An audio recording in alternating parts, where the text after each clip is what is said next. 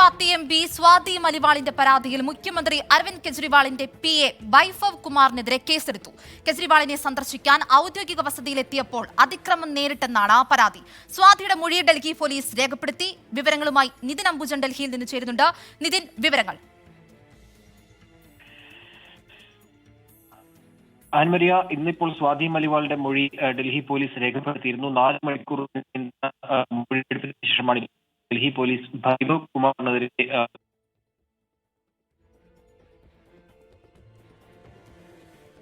Aam Aadmi party MP Swathi മലിവാളിന്റെ പരാതിയിൽ മുഖ്യമന്ത്രി അരവിന്ദ് കെജ്രിവാളിന്റെ PA വൈഭവ് കുമാറിനെതിരെ കേസെടുത്തു.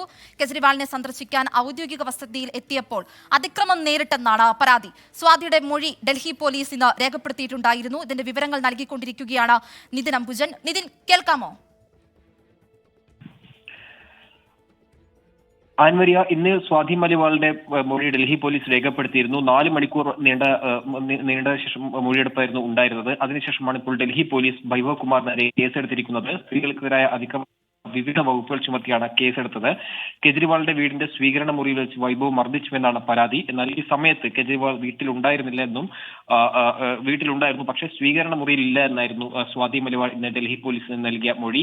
എന്തായാലും വിശദമായ മൊഴിയെടുത്തതിന് ശേഷം ഇപ്പോൾ പോലീസ് കേസെടുത്തിരിക്കുകയാണ്. നേരത്തെ ഡൽഹി പോലീസ് ഇതുമായി ബന്ധപ്പെട്ട് കേസെടുക്കാത്ത സംബന്ധിച്ച് വലിയ വിമർശനം BJP അടക്കം ഉന്നയിച്ചിരുന്നു. മാത്രമല്ല, സ്വാതി മലിവാൾ ഒരു ഔദ്യോഗിക പരാതി നൽകാത്ത സംബന്ധിച്ച് വലിയ വിമർശനം ഉയർന്നിരുന്നു.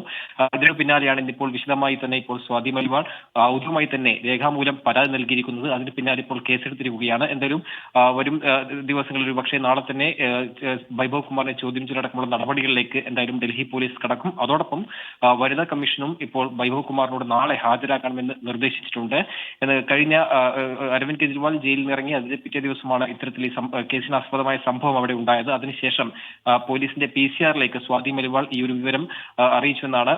അതേ തുടർന്നാണ് വിവരം പുറത്തുവരുന്നത്. പിന്നീട് ഇതുമായി ബന്ധപ്പെട്ട് ആം ആദ്മി പാർട്ടി നേതാക്കളടക്കം സ്വാതി മലിവാൾ വലിയ പിന്തുണ നൽകിയെങ്കിലും ഈ കേസിൽ ആം ആദ്മി പാർട്ടിയെ സംബന്ധിച്ചാണെങ്കിൽ വലിയ പ്രതിരോധത്തിലാക്കുന്ന ഒരു കേസ് തന്നെയാണ്. പ്രത്യേകിച്ച് മുഖ്യമന്ത്രിയുടെ ആണ് രാജ്യസഭാംഗമായ സ്വാതി മലിവാളിനെ മർദ്ദിച്ചെന്ന പരാതി ഉയർന്നിരിക്കുന്നത്. പരാതിയിൽ ഇപ്പോൾ കേസും എടുത്തിട്ടുണ്ട്.